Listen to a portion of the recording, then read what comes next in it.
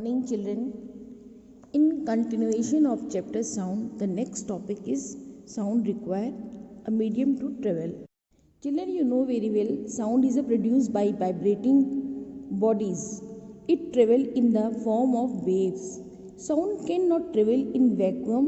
It need a material medium for its propagation, or we can say there are no molecule in vacuum to carry sound energy. So, sound cannot travel in a vacuum. Children, read the activity 3. It shows that the sound cannot propagate in absence of material medium, that is, sound cannot travel through vacuum. Now, next topic is characteristic of sound waves. Children, we have already read about that the sound travel in a form of wave. What is the wave? A wave. A disturbance produced in a medium that carries energy without the transfer of matter is known as the wave. In order to describe wave, we should know about these terms: frequency, time period, and amplitude. First one, what is the frequency? The number of vibrations made by the vibrating object in 1 second is known as the frequency.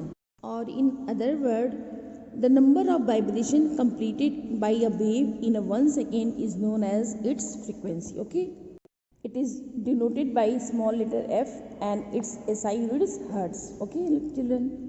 Now, second term is time period. The time taken by a vibrating object for a one complete vibration is known as the time period of vibrations. It is denoted by capital T. Now, third term is amplitude. The maximum displacement of wave on either side of its mean position is known as its amplitude. Its SI unit is meter.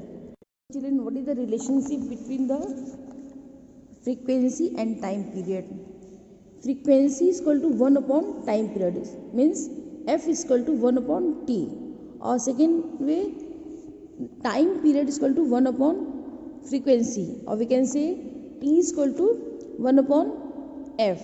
Okay, means the time period and frequency are reciprocal to each other.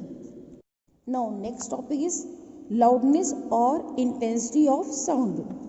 Children, sound can be loud or soft. For the musical sound to be loud, the musical instrument producing the sound should be excited by the applying a strong force.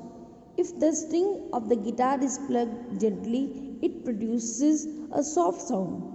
If it is plucked harder, the string vibrates with a bigger amplitude and a louder sound is produced.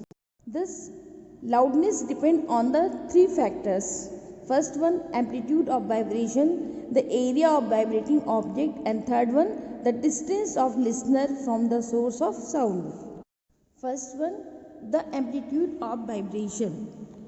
Loudness of sound depends on its amplitude. Higher is amplitude, louder is the sound. As the amplitude of wave is directly related to energy it carries, we can say that greater is the energy carried by a wave, louder is the sound produced. Second one, the area of vibrating object. Loudness increase with the increase the area of the vibrating body.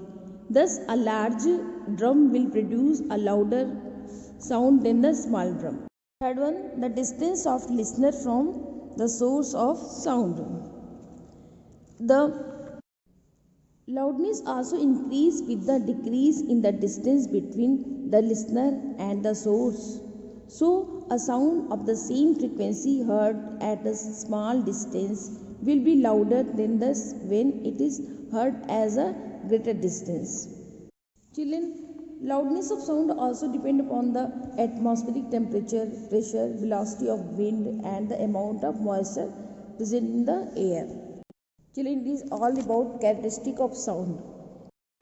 Thanks.